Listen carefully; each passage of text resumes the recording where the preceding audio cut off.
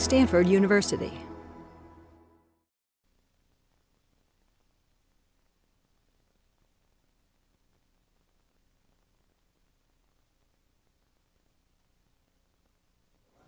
All right, so welcome to Lecture 10 of CS 193G.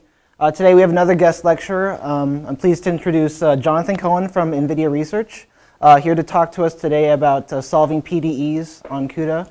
So before NVIDIA Research, John received an Academy Award for his visual effects work on Spider-Man 3, which he and his team did at Sony Pictures Imageworks. Before that, John also worked in the effects industry at Rhythm and Hughes, and before that, he received his master's degree at the Institute for Creative. No, he did not receive his master's degree at USC. So please join me in welcoming John. Thanks.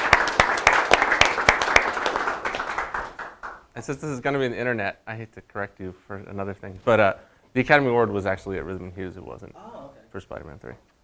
For anyone out there on the internet who doesn't want to be offended. Anyway, good afternoon. So I'm going to talk about PDEs, also known as partial differential equations, which is like a huge topic, obviously. But I'm going to focus on a couple particular problems and algorithms as kind of illustrative of approaches to solving PDEs.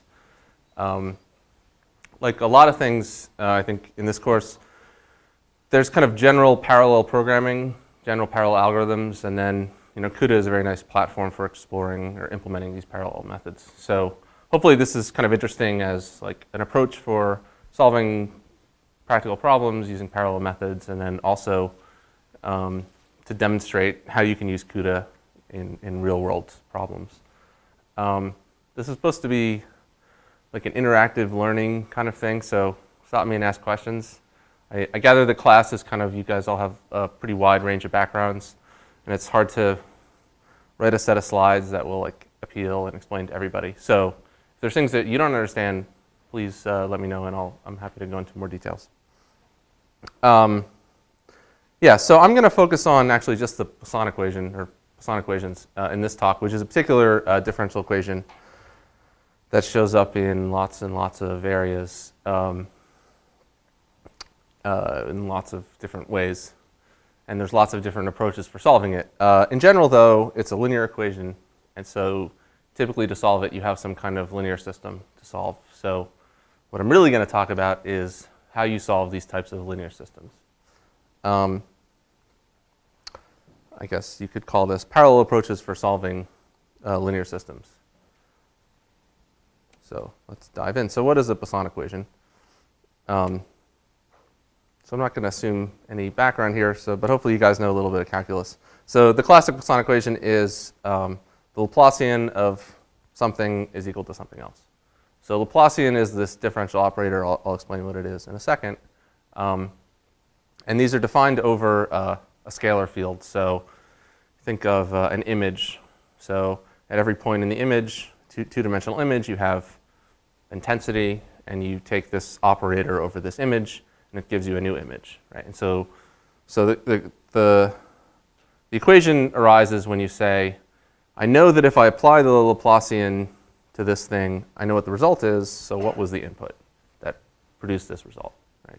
And so this Laplacian, it's the same in like anyone who knows image processing. This is the same Laplacian operator. So you could sort of view it in some ways as like a deconvolution or something like that.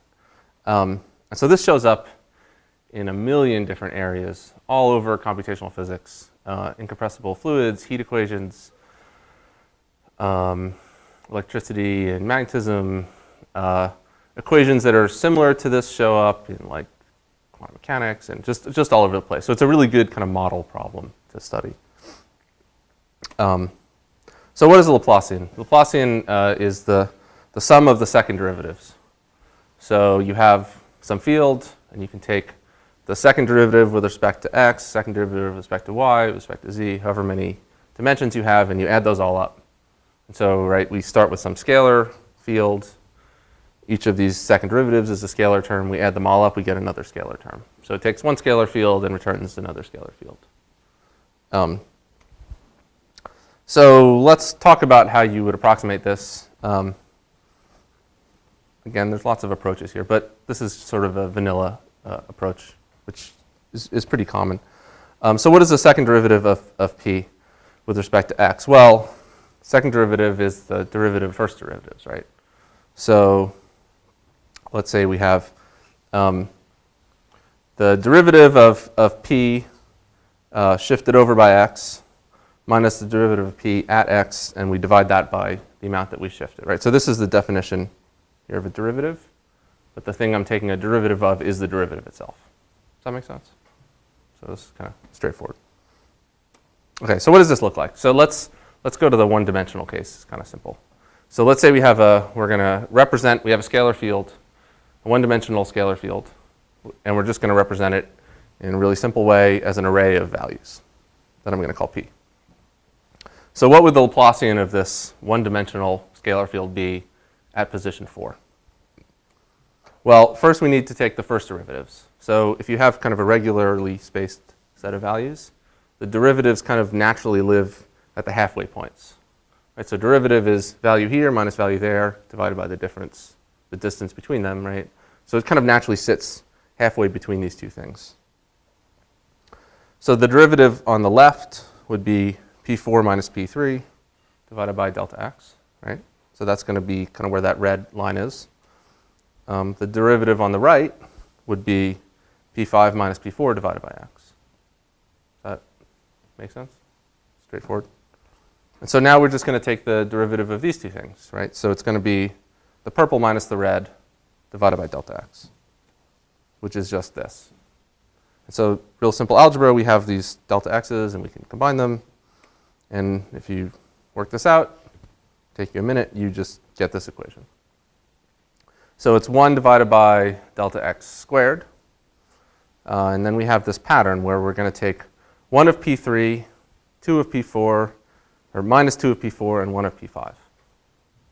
So we can write that kind of in more of like a stencil notation, right? So we're going to take whatever this value multiplied by 1, this value multiplied by negative 2, and this value multiplied by 1 again. Multiply all that by 1 over delta x, and that's going to be the value of the Laplacian at this position. So it's very simple. Anyone who's taken any image processing or anything like that, this is like a Laplacian filter. It's the same thing. So that's like a kind of a narrow view. But generally, you don't take a Laplacian at a point. You take a Laplacian of a whole field. So in our case, our field is represented as a vector of these p-values, right? And so we have this linear thing that we're applying, right? So at each point, we're going to apply this, go back to there, this stencil, which is linear, right? So if I have a vector of inputs and I apply some linear thing to each of them, that's a matrix, right? And it's just a matrix where each row in the matrix is the linear thing that I'm doing, right? And so the matrix looks like this, very simple matrix. And I brought the delta x squared over to the other side, just to make it a little simpler. But basically, our matrix, we have these negative 2's down the diagonal, right? And then in the off diagonals, we have 1. And so what this is going to say is, for example, at p2, right, we're going to take 1 times p1 plus negative 2 times p2 plus 1 times p3. So this is exactly what I said before, just in kind of a more linear algebra notation. So, what solving this equation comes down to really is solving this linear system. So this is what I meant, where we have a linear PDE and it turns into a linear system of equations. But the way that we're going to solve this linear system is kind of a consequence of the particular PDE. So there's two basic, yeah? So in the previous slide, why does the stencil wrap around the edges? Oh, that's a good question. So I'm assuming it's periodic, just to make it all kind of simpler, right? Otherwise, we could have some, so Laplacian isn't really defined at a boundary, right? Like, as I've defined it, I said the Laplacian is the derivative of second derivatives. But if I'm at the boundary, I'm discontinuous. I don't really have a derivative. So you have to do something, right? So the simplest thing is just to say, well, it's periodic. So P0 here is attached to P7. So instead of a straight line, it's really a circle, right? And so then this is just the representing that it's a wrapping around, right? It doesn't really change things very much. Any other questions? Okay. So there's two basic approaches to solve. So what I want to talk about is how you would solve this particular linear system using CUDA. And there's two basic approaches to solving linear systems. There's an iterative and a direct approach. So the idea with the iterative approach is that we're going to have some process that is going to start with some guess at what the answer is, and then over time, that as we iterate, so we're going to have a for loop, right? And each time we run through this for loop, we're going to get closer and closer to the true answer. And the idea is that it's approximate. So we're going to get closer to the true answer, and when we're close enough, we're going to stop. And we can define close enough as 10 to the minus 12 or something like that. So close enough that within floating point accuracy, that's as accurate as we can possibly be. Right? So the other approach would be a direct solver, where in one pass we kind of get the right answer all of a sudden. So I'll talk about both approaches for this equation. So we have this linear system, right, where here's my matrix, here's my unknown vector, and here's my right-hand side. This is what I'm given. So we know the matrix, we know the right-hand side, and what we don't know is P. But here's one thing that we can do, really, really simple. We can just estimate how far away are we. So given some guess, so let's say P prime is my guess at what the answer is. I can, if this thing is supposed to equal this thing, right? So if M times P is supposed to equal R, if I take the difference between these two things, it should be 0, right? If A equals B, then A minus B is 0. And to the extent that they're not 0, that means that I don't have a good answer yet, right? So a good estimate for my error is I just take whatever my current guess is, I multiply it by M, and I subtract R from that. So I know the matrix, I know the right-hand side, and I know how to estimate how far away I am. So all I need now is a procedure for actually improving my result based on this estimate. Right? And so what iterative schemes do is they have there's some correspondence between the error and sort of a direction you want to move in, essentially. And so based on what your error is, typically you kind of move closer, in some direction that will cause your error to shrink. And so there's lots and lots of ways of doing this. So I'm going to talk about a simple way because it's a nice sort of illustration of how you would parallelize this. So here's how a basic iterative scheme works. Let's start with some guess for P, whatever it is. So call it P prime, until this thing is 0. So right, this is our estimate for our error. So until it's less than whatever our criteria is, so 10 to the minus 12. We have some process that's going to take P prime, it's going to take our matrix, and it's going to take our right-hand side, and it's going to update P prime. And hopefully as we do this, as long as the error gets less each time, eventually we'll have low enough error and then we'll stop. And then whatever our last value of P prime is the answer. So there's millions of iterative schemes that sort of fit into this basic structure. So Gauss Seidel is kind of the simplest scheme. Actually is used, even though it's so simple. It's the building block for lots of other more complicated schemes, like multigrid or something like that. So understanding Gauss Seidel is actually gets you pretty far towards understanding lots of schemes in practice. And it's a very simple idea. So the question just comes down when you're designing an iterative scheme is what does this update thing look like? And so now we have two criteria. We want an update that's going to work. It's going to give us the right answer. But we also want an update that's going to be parallel. Right? There's lots of approaches where you could think of some way of updating your guess that's not inherently parallel, that wouldn't map well to something like CUDA. So we'd like something that is guaranteed to converge, hopefully fast, but also inherently lets us use some parallel processor. right? Because really the running time is going to be bound by, this is our inner loop, right? So we want, if this inner loop runs really fast, then it'll run really fast. So Gauss Seidel, this is not necessarily a parallel algorithm, is a really simple idea. So the update step just says we're going to loop through all of our equations.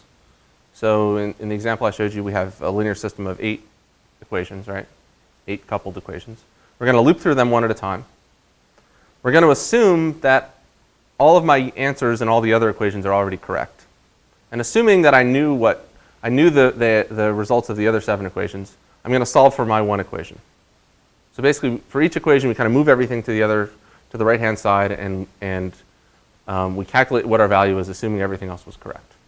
So that's really simple, right? So for example, when j is 1, so this is the equation of the Laplacian. This is equation number 1. P0 minus 2p1 plus p of 2. I wrote h instead of delta x, so but the same thing, is equal to h squared times the right-hand side, right? So this is one of my equations, right? So let's assume that our current guess for p0 and p2 are correct. We assume that all values are correct, and the only one that we don't know is p1, right? So only the value for our current equation is the unknown. This is just algebra, right? I move these over to the other side, and I divide by 2.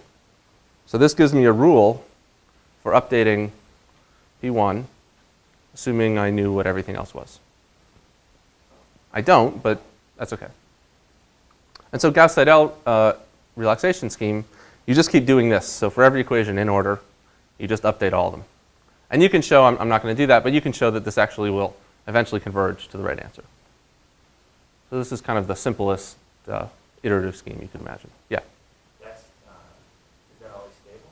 Can that diverge, that iteration? Yes, it's stable, right? Yeah. Yeah, so there's something called, yeah, that's a good question. I think maybe it does depend on the matrix. Certainly for Laplacian, it's stable. Yeah, I guess a lot of these depend on positive semi-definite matrices. Yeah, of the operator, yeah. Yeah, that's a good point. So for Laplacian, yes, it's stable. For other linear systems, not necessarily. Yeah, so there's other iterative schemes that aren't guaranteed to be as well-behaved. But this is a nice, well-behaved scheme. Okay, so what does this look like? Yeah, sorry. Not courtesy of my intrinsic knowledge. It has to be diagonally dominant or positive definite. Right. Which the Laplacian is. The negative Laplacian. That's okay. Okay, so what does this look like in practice? So here's our vector of p's. So the first step we're going to take, so what are the inputs basically, right? So we're going to update p0. And so updating p0 depends on its two neighbors, which is p1 and p7. So I'm going to read from p1 and p7. I'm going to calculate some new value for p0, and I'm going to write that into p0. So that's step 1, right? Step 2, so now p0 has been updated. So now I want to update p1. So I'm going to read from p0 and p2. Right, I read my two neighbors. I calculate new result. P2, I'm going to do the same thing. So P0 and P1 are fixed now. And P2 is going to read from P1 and P3. I'm going to update P2. And so on until I get to the end. And so one pass of this algorithm is update each entry in order. So this is inherently a serial algorithm, right, as I've described. Right, because we're saying each step depends on the results of the previous step in this way. So there's other iterative schemes that are not. Jacobi is a different type of iteration where you sort of update everything all at once. But with a Gauss Seidel scheme, the whole point of these schemes is that you use kind of the values that you've previously calculated in the current step. So it'd be nice if we could come up with some variation on this that's inherently parallel. And so that's what a red-black scheme does. So I didn't say anything here.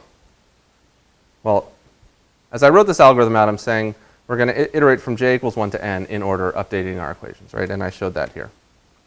But there's nothing inherent in this particular order of sweeping through our equations, right? I could have swept from equation 7 back to equation 0. I could go in any order as long as I hit every equation once. I won't get the same answer. It might converge at a different rate. It might, well, yeah, it'll convert. No matter what, it'll converge to the same thing. Maybe at a different rate, maybe in a slightly different way, but there's nothing inherent in a Gauss Seidel scheme that depends on, in particular, that depends on the order. Right? As long as we visit all the equations, we're fine. So the idea is, let's think of some ordering that's actually going to expose some inherent parallelism. And the trick with this particular equation is that each one of these equations, each update step only depends on its two neighbors, right? So if we can think of some ordering where things that are being updated at the same time don't depend on each other, then we can do them in parallel.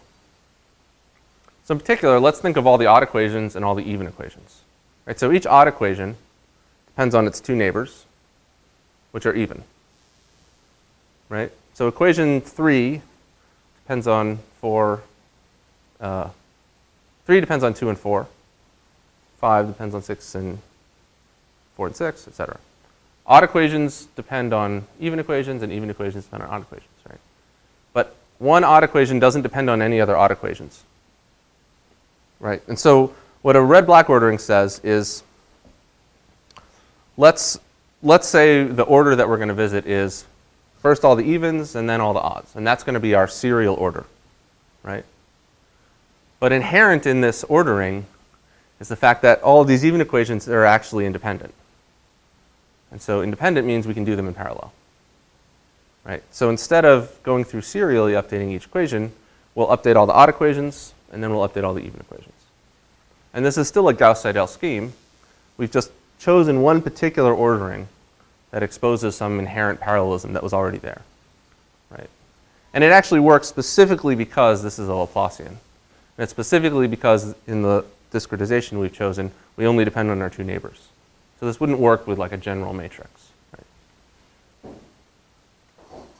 So here's the parallel Gauss Seidel relaxation algorithm. So until we converge, for all the even equations, we solve for Pj, and then for all the odd equations, we solve for Pj. Right? But this has this nice property that only comes up based on actually analyzing what this step involves, that this can be a parallel for loop. And this has a nice property that this can be a parallel for loop. So this is great. We can run these in CUDA. So what does one pass of the parallel algorithm look like? In the first step, we're going to execute these 4 updates, and they're all independent. They're reading from the same things, but they're all writing to different places. So there's no conflicts. That's not an issue. So that's pass 1. And then in the next pass, we're going to read from all of the values we've just written to and update all the odd equations. And again, these equations are reading from the same things, but they're all writing to a different slot. So these are parallel. Right? So basically, we have 2 CUDA kernels. Is going to be our inner loop. And they're the same kernel, they're just shifted by 1. So this is the sort of rough pseudocode for what this looks like on a 2D problem. So say I have some data structure. This is a 2-dimensional array, P and RHS, and I pass in my H. And then I'm going to pass in whether it's a red or a black, which color it is. Right? I'm going to calculate for every thread its position. So I'm going to have 1 thread per equation. Right?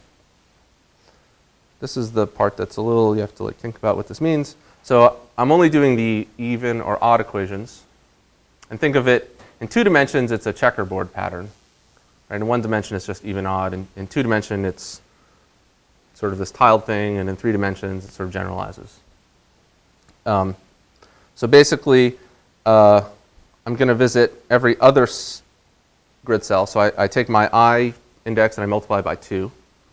Right, so that's going to visit every other.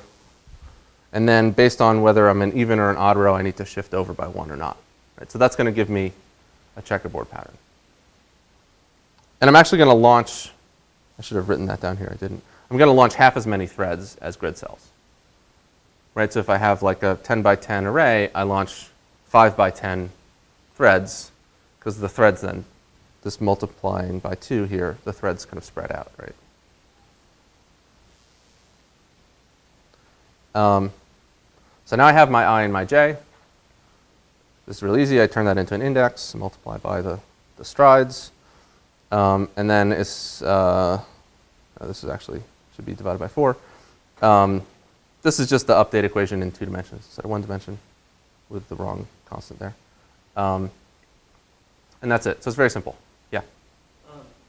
If your array had an odd dimension, would that impose like a big much of a performance hit, or is there just No. it's pretty easy to work around that? Yeah, so if you have some array dimension that doesn't like fit naturally, that's not really a problem, right? It just means that you might waste a thread or 2 on the boundary. It's the same problem, right, where you can only launch threads and warps. So if you have an array with 126 entries, 32 doesn't divide evenly, so you have some wasted threads. Inherently, it's not a big expense. Any other questions? So then the host code is very simple, right? We just call this kernel twice, passing it the 2 different colors. So there's one nice thing, which this works because each kernel has an implicit global barrier, right? We can't start the even equations until all of the odd equations are finished. But part of the CUDA semantics is that when you launch 2 kernels, the second kernel won't start until the first kernel is finished, right? So we're guaranteed that all of the even equations have finished before we start on the odd equations. Right? So that's kind of like the basic idea of how you would parallelize this solver. But there's this one inherent problem. Actually, I shouldn't have showed you the slide yet. So there's one inherent problem, right? So we're going to launch a bunch of threads, and then we're going to go to every other grid cell, and then they're all going to load some value from some array. So you guys have learned about coalescing. So what is like the conflict here? Somebody raise their hand. Yes? That's one problem, yeah. Right, so we have lots of threads that are all kind of reading their neighborhoods, and these all overlap, but we're not aggregating that at all. So that's one problem. Yes? You're reading a checkerboard pattern, so you always miss one out, so you're not as coalescing. Right, so the second problem is that this is bad for coalescing. So inherently, coalescing wants you to read adjacent memory locations, and we're reading every other memory location. So the best we can hope for is that we're going to get half of peak memory bandwidth. Right? And so that's actually kind of like an inherent problem.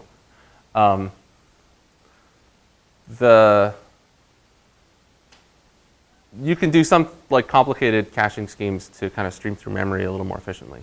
But inherently, if you're going to read every other grid cell from an array, unless you store your arrays in some other format, it's kind of a challenging thing to do. Right? So you could imagine some data structure or some organization where you store all the odd cells adjacent and all the even cells adjacent to each other. And people do things like that. But it's sort of a tricky thing to deal with. But the aggregation is actually one of the few places where the tiny little caches, even the texture caches on the older hardware, really helps.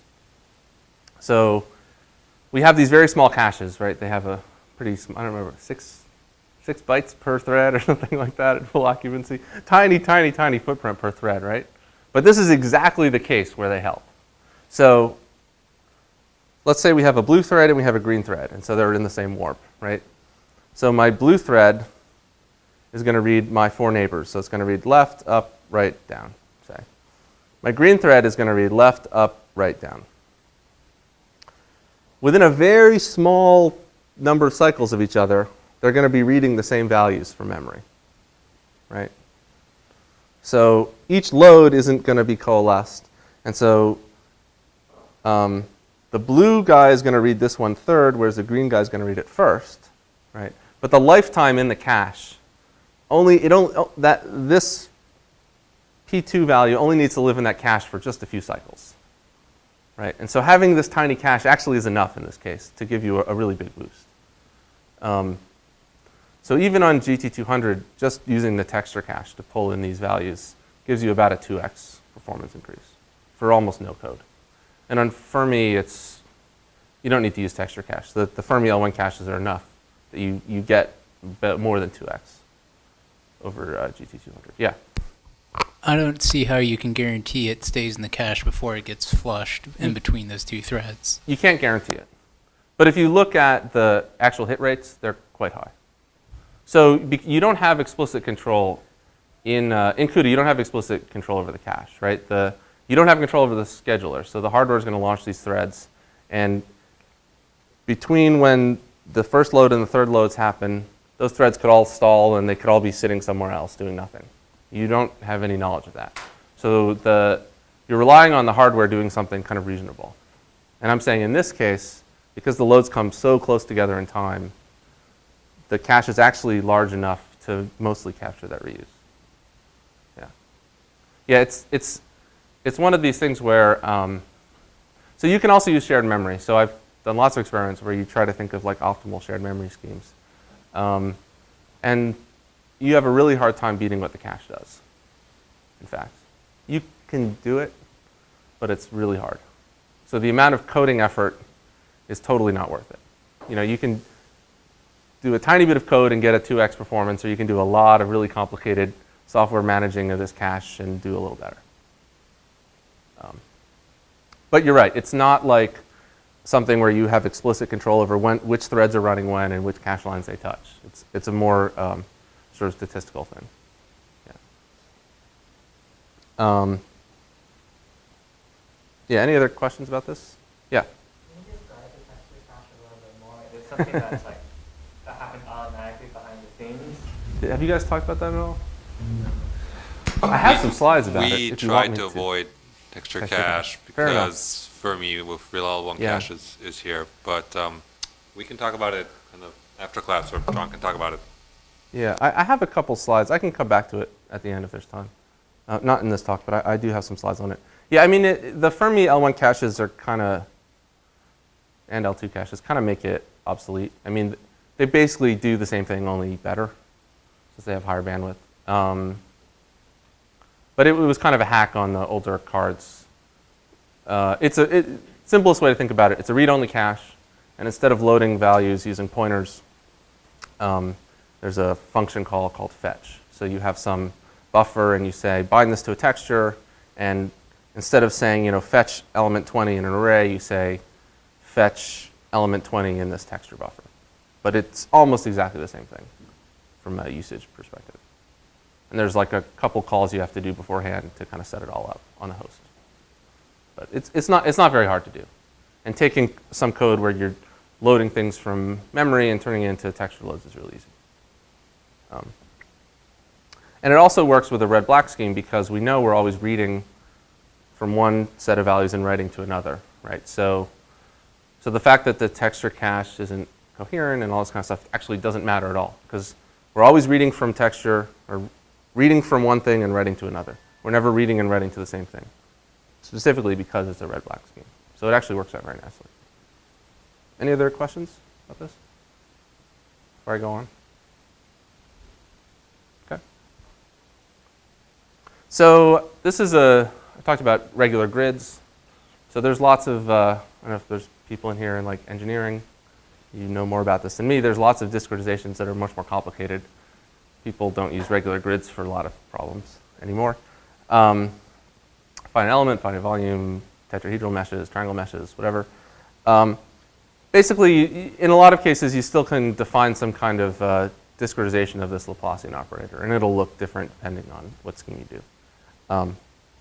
But basically, it works out to the same thing. So you have some matrix which defines the application of this operator to every element in your mesh, times some vector of unknowns equal to some other vector. Right? And these same schemes work. The problem is that red and black don't necessarily capture it. Right? So really, you get a graph coloring problem. So graph coloring says, I have some graph, so I didn't really choose visible colors here, sorry about that. I should have done red, green, and blue.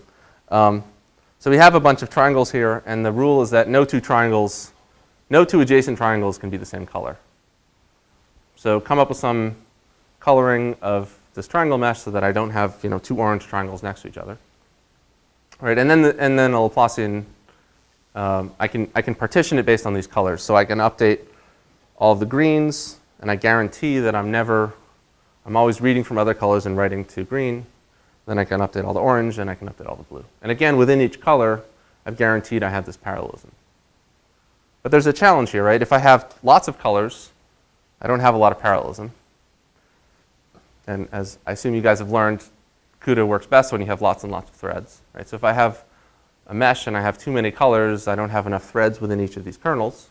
On the other hand, if I want a small number of colors, that's a harder problem to solve. So I'm not going to talk about graph coloring, but generally it's not like the easiest problem to solve, especially if you want to do it efficiently, in parallel, et cetera. So this is like one of the many good research problems for people in CUDA, which is coming up with good schemes for graph coloring. There's also the problem of coalescing here. It's actually much worse, right?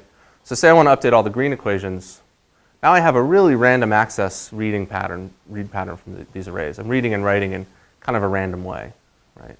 And so there's some research which is, how do you take a list of triangles and maybe sort them or store them in some order so you would improve locality or coalescing or something like that.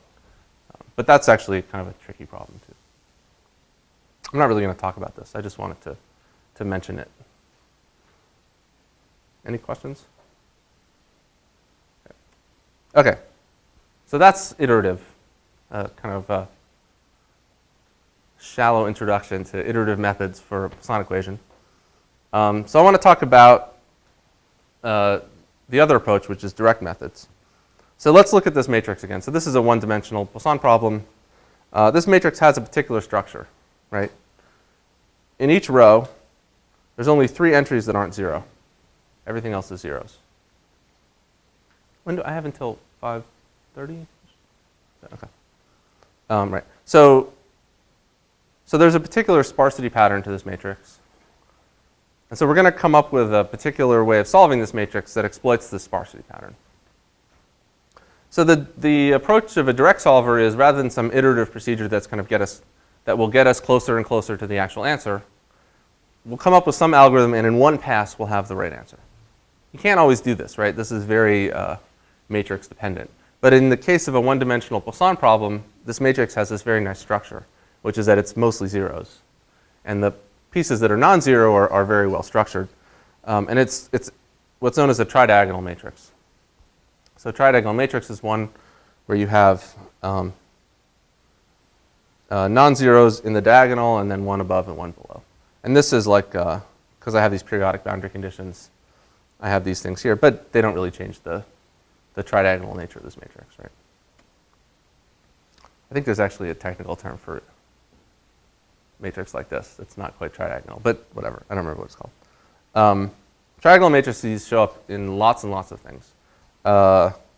So vertical diffusion model is a really good case. So if you have an atmosphere model and each column of air, you have something that's diffusing, you get this Laplacian operator, and if you want to integrate it using backwards integration scheme or something, for every column of air you have a tridiagonal matrix to solve. That's one case where they show up. ADI, alternating directional implicit methods. Basically, that's a case where you have a blur. So you have a two-dimensional blur, but you're going to sort of approximate it as a one-dimensional blur followed by a one-dimensional blur in the other direction.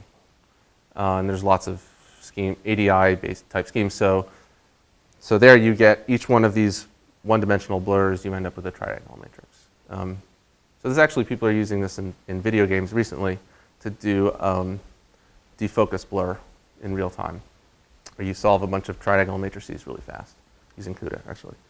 And then there's the applications to more general linear solvers. So there's a whole bunch of multigrid schemes where you end up solving tridiagonal matrices, or you can use them as preconditioners for different things. So they show up in a lot of different cases.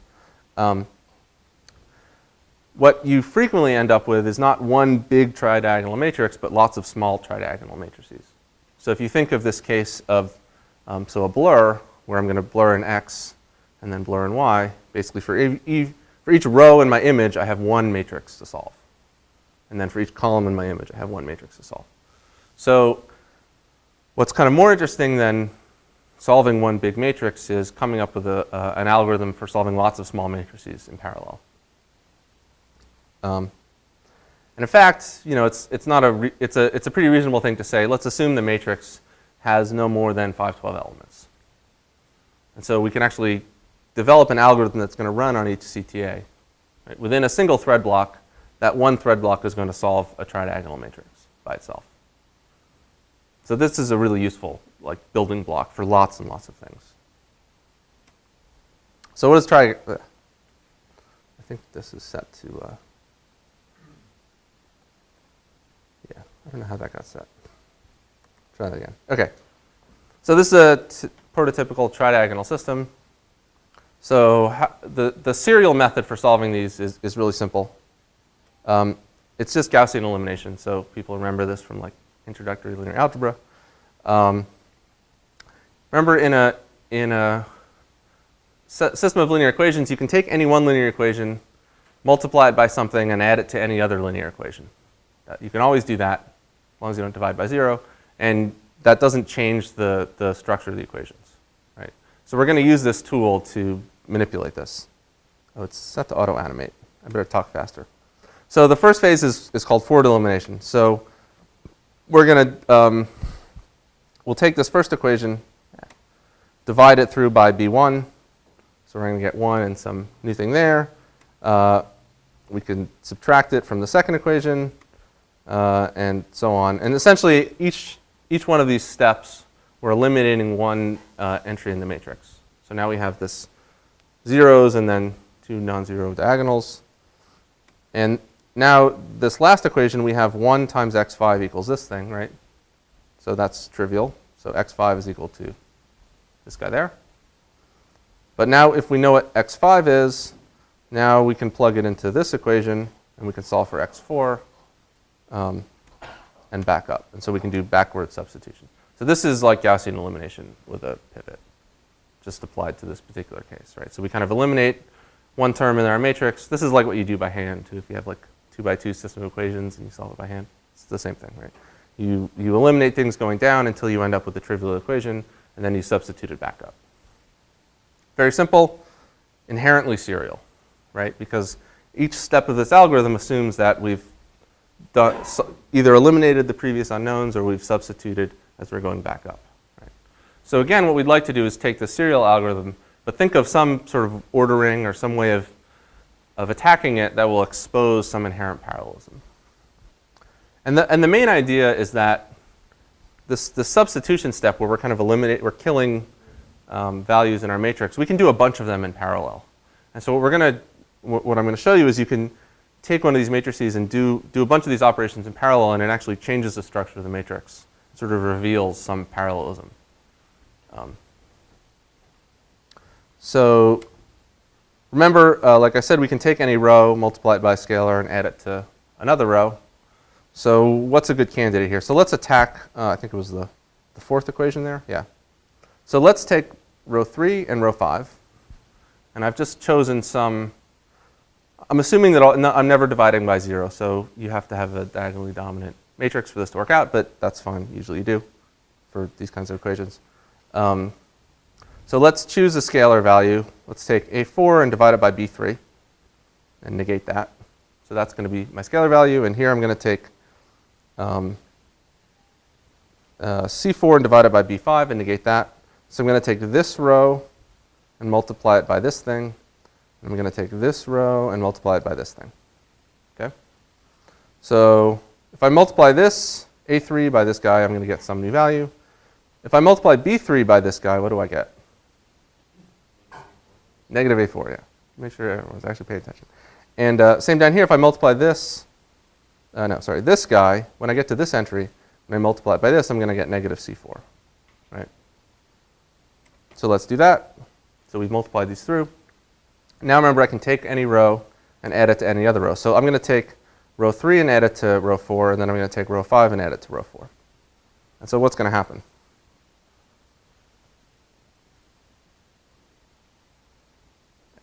I'm going to cancel out A4, right? So this entry is going to become 0. This entry is going to become 0. But I'm going to add a new non-zero here and a new non-zero there. Right? So I haven't changed the number of non-zeros. But what I have done is I've moved them. So this is like this very clever insight from like the 60s, I think. Somebody realized. So let's say I do this to all the equations at once. So this is just showing I've just modified this one equation. But let's say I modify all the equations. So in one pass, boom, my matrix is going to look like this. So what have I done here? So this is an odd equation, right? Equation 3. Wherever I've got a non-zero, it means I'm coupled with some other equation. Wherever I have a 0, it means I'm not coupled, right? So this equation 3 is coupled with which other two equations? 1 and 5, which are both odd. This is equation 4, and it's coupled with 2 and 6, which are both even, right? And so actually, by doing this transformation, all of the odd equations are coupled and completely independent from all the even equations, which are coupled. So I've actually separated this matrix into two independent sets of equations that have no terms in common, right? So I can permute the matrix. So I've done this transformation, and now I'm going to permute it. Just reorder, just going to assign new numbers to everything. And I get this. So all I've done is I've pulled all the odd things to the first half, and I've pushed all the even things to the second half. So I now have two. This is a tridiagonal matrix, right? This is a tridiagonal matrix. And they have no terms in common.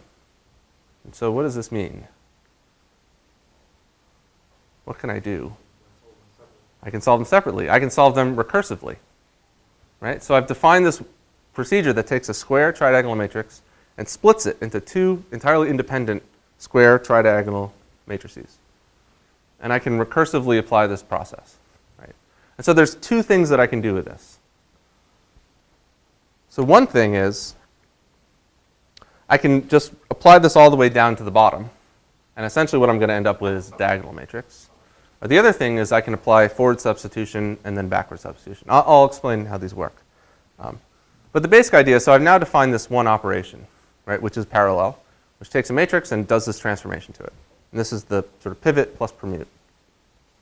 And it has this nice property that it takes n by n and splits it into two n divided by 2 by n divided by 2 matrices. And I can recursively apply this. So the first thing I can do, actually I just said this. So what is the, so the classic cyclic reduction algorithm, this was from like 1967 I think, says I'm going to apply this using a substitution scheme. So I start with 8 unknowns. And basically what I'm going to do, right, is I'm going to get 2 submatrices and I throw one of them out. So I'm going to keep only the even equations. I just ignore the odd equations. So I now have a 4 unknown system, right? And I'm going to do this recursively. So now I split that. I have evens and odds. I throw out the odds. I'm going to keep only the 2 unknowns system. And so I can solve. I have a 2 unknown system, you know, a 2 by 2 equation. I can just solve it. Calculate the determinant and whatever, right? That's a trivial thing to solve. I now know 2 of my final answers. I can substitute them sort of back up the chain, right? And so now I had this 4 by 4 matrix where I have 2 of the answers, and I can plug them in, and I have another 2 by 2 unknown system that I can solve. And I can do that back up the chain until I get all the way back up to my 8 answers. So before we did this, the Gaussian elimination, we sort of knock equations off one at a time, we solve it, and then we kind of put them back one at a time. This is sort of the, sorry, this is on time stuff. Let me turn that off. It's annoying. There you go. So this is kind of the parallel version of that, where instead of knocking one equation off at a time, we're going to knock half off at a time, right? And that's a nice parallel operation. But it's in some ways, it's very sort of analogous to Gaussian elimination. So two questions. So So how many steps does this take? So let's say I have, an n by n system of equations. How many steps? Roughly. 2 log n, right. And how many total math operations? So each of these circles here is like a unit of work, right? It involves some math. So how many of these units of work am I going to do? So I'm going to start out doing n, and then n by 2, then n by 4, then n divided by 8, all the way down to 1, and then back up. Yeah, order n, right? So the total amount of work is linear n. And the number of steps is 2 log n. So we'll come back to this. So parallel cyclic reduction is the other approach. In parallel cyclic reduction, we're going to split our matrix, but instead of throwing half of it out, we're just going to keep going. So we're going to recursively, so we take our 8 unknown system and we split it into 2 4 unknown systems. So I have 2 4 unknown systems, and I take each of them and split each one of them into 2 unknown systems. Right? So we're sort of, instead of, as we recurse throwing half of our tree out, we keep the full tree all the way down to the bottom. Right? And at the end, I get n 1 by 1 systems, which is basically a diagonal matrix. Right? And so that's trivial to solve. But there's no back substitution. I'm finished. So the question is, how many steps does this algorithm take? So the last one was 2 log n. So this is log n, right? This is half the number of steps, because we don't have the forward substitution followed by back substitution. We just have forward substitution and we're done. On the other hand, how much total work am I doing here? So each of these sort of operations is 1 unit of work. Sorry? It's n log n, right? So before we had log n work, but now we have n log n work. So we actually have more work, even though we're doing half of the number of steps. So the question of which you choose depends on, do you care more about saving on work or saving on steps? And so this is actually like a really sort of typical paradigm in a lot of CUDA algorithms. Did you talk about like any of the work versus step efficient scan or sort or anything? Yeah. Okay. So this comes up in sort. There's lots of like sorting, the optimal sort in CUDA so far. There's some balance between work and step efficiency. So this is like a concept that's really really prevalent in developing things for CUDA. And the reason why it matters is, what's the smallest number of threads that we can deal with? Is 1 warp, right?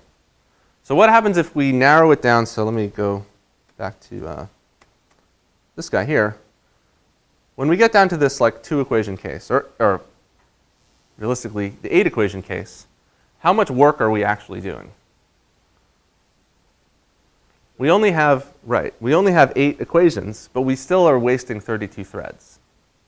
So no matter what, I have the cost of 32 units of work, even though I'm only actually doing 8 units of work, right? So this is like the SIMD granularity kind of gives us a lower bound on the granularity of work that we can shrink down to, right? So as we start with 512 and then 256, 128, 64, 32, as we keep getting smaller below 32, we're actually not saving anything at all. And so the idea is that when we're at this 32 wide problem, we actually would like at that point to switch to something that's step efficient as opposed to work efficient. Because once we have a warp doing work, we'd like that warp to finish as quickly as possible, right?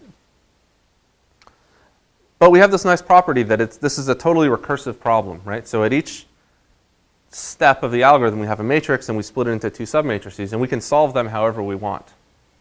So we can start out solving it using, say, cyclic reduction, and then finish solving using parallel cyclic reduction, or vice versa. Or we could even at some point switch to a serial algorithm, although we don't do that.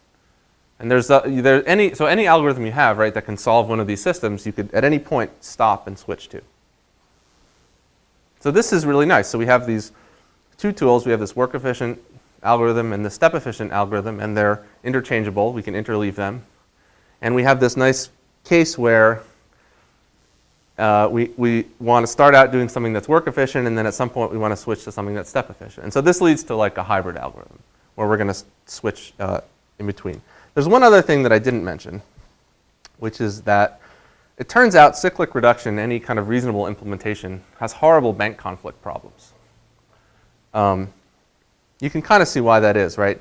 You're going to start out with, each thread is going to access something in shared memory, and then each thread is going to access every other slot in shared memory, and then every fourth slot in shared memory, right? And these are the kinds of things that lead to really bad bank conflicts. So actually, when you time this, you see that cyclic reduction is actually a pretty expensive thing to implement in CUDA. Whereas parallel cyclic reduction, since we're always kind of accessing our own slot, we don't have bank conflicts. Each thread is always accessing kind of the same point in memory in place. Right? So when you factor these two things together, here we go. So this is performance showing this hybrid approach. So the question is, at what point do we switch from cyclic reduction? Sorry, I should have turned off the timer on all these. At what point do we switch from cyclic reduction to parallel cyclic reduction, right? So if we switch immediately, that's cyclic reduction. No, I'm sorry. If we switch only at the last step, that basically means that we're running cyclic reduction, right? If we switch at the first step, then we're running parallel cyclic reduction. So that's showing these 2 points are the 2 algorithms. But anywhere in between, we get this hybrid algorithm, right? So this is the plot of the actual performance for all these different switching over points. And so you would maybe expect that 32 would be kind of the optimal point to switch. But in fact, because of this bank conflict issue, it's actually more efficient to switch sooner. So you start with a 512 system, you reduce it to a 128 system, or 256, and then reduce to, say, 128, and then you switch over to PCR. Solve that 128 system, back substitute, and then you're done. So on GC200, at least, that ended up being the optimal thing. Actually, I haven't tried it on Fermi. It's probably about the same, I would think. The bank conflicts aren't that different. Right. So this is sort of the optimal parallel algorithm.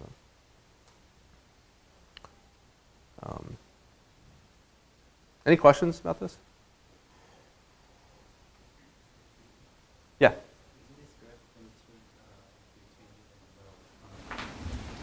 The size of CR is log n order of n, and CR is order of n of n.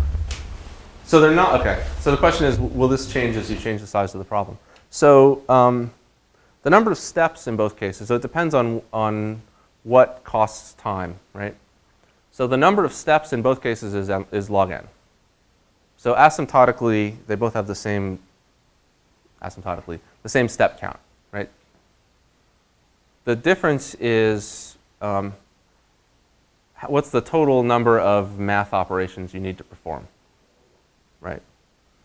And so if you go to a really large problem, like much larger than 512, so say, it's not a per CTA algorithm, you're actually going to run a CUDA kernel that's going to solve just one very large system of equations, right? In that case, cyclic reduction wins by a lot. Yeah, so it's, for the smaller problems, it's kind of more of an issue, definitely. Because in the smaller problems, this balance between work efficiency versus step efficiency is more important. When you go to a very large problem, the total amount of work that you're doing kind of dominates everything else. And then you want to reduce that as much as possible. But on a small problem, since the granularity is one warp anyway, there's no point in reducing the amount of work below doing 32 things per step. Right? And then it's a little skewed because of this bank conflict issue that just inherently makes cyclic reduction kind of expensive. Yeah. Any other? Yeah. Is there any generalization beyond tridiagonal? That's a good question. I don't know. That's actually something I've been thinking about. Yeah, well, so like there's one kind of matrix that comes up a lot is a block tridiagonal matrix. And The problem with block tridiagonal matrix is when you do this pivoting, typically they're like sparse blocks, and when you do this kind of pivoting, the blocks tend to get denser and fill in, and so people tend not to like to do that. And I'm not really sure what's the right thing to do in CUDA. I've been thinking about this a little bit, but that's a good question. Yeah, so this is kind of specific.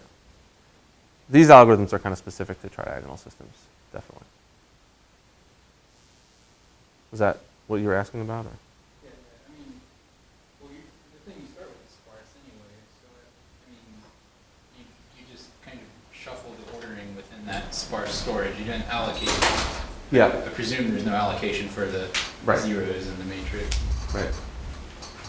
Yeah, no, but if so another kind of matrix that comes up that's similar is a block tridiagonal. So in block tridiagonal, instead of the entries being diagonal and then the two off diagonal entries, it's a whole block, like a 3x3 block of diagonals, and then 3x3 off diagonal blocks. But the problem with these pivoting schemes is that actually tends to fill in the blocks a lot more. So it's not clear if that's the right thing to do. Yeah. So is all this like available in the library? It is, in fact. This is so this is joint work I did with Yao Zhang and John Owens at UC Davis, and this is in their CUDPP library. And there's a paper too. Actually, I stole all these slides from Yao, in fact. Yeah, so actually this is, there you go, there's a citation even. So this actually works pretty well. So Yao did a bunch of benchmarks of this versus LAPACK and then a multi-threaded serial implementation. And basically, it's something like 12 times faster on I think it was a quad core. I don't remember exactly. But overall, it actually is pretty good. And like I said, actually, some of this stuff is being used in games. So for doing real-time depth of field blur. I forget which game it was. I don't want to say the wrong game in case I get it wrong. But there's at least one recent game that I know is using this as like a post-process to blur the the frame to simulate depth of field. But I know other people are using this for more scientific things too. Any other questions about this? Okay. So, like I said at the beginning, PDEs is like a huge topic, and realistically, you can only say so much in like one lecture. But I wanted to at least give you a sense of like how you would use CUDA to solve real math problems that actually matter in real applications. So we have this Poisson equation, which is a linear equation, and so you can derive from it a linear system that needs to be solved.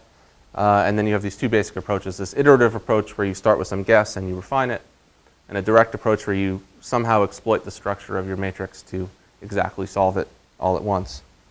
And the key to both of these, to parallelize them, is to design your steps so that you can do lots of things at once, right? So in the case of the iterative solver, we choose some kind of update rule that will, under some permutation, allow us to update lots of things at once. And in the case of the direct solver, it's this sort of, brilliant insight that if you do this particular pivoting and permuting thing, it actually splits your matrix, and that's nice and parallel. So that's a very, kind of problem-specific thing. Yeah, so just to I know a lot of grad students here. I mean, there's this idea that like general-purpose solvers would be nice to have general-purpose linear solvers. In my opinion, they're largely mythical, and in practice, people choose solvers for the problems that they want to work on, and so that means there's lots and lots and lots of solvers out there that people haven't figured out how to parallelize yet, which means really good research potential and tons of papers that you can publish, which is something like I plan to do myself. So, yeah, but that's all I had. So thank you. I'm happy to answer questions. I guess the webcast is over there.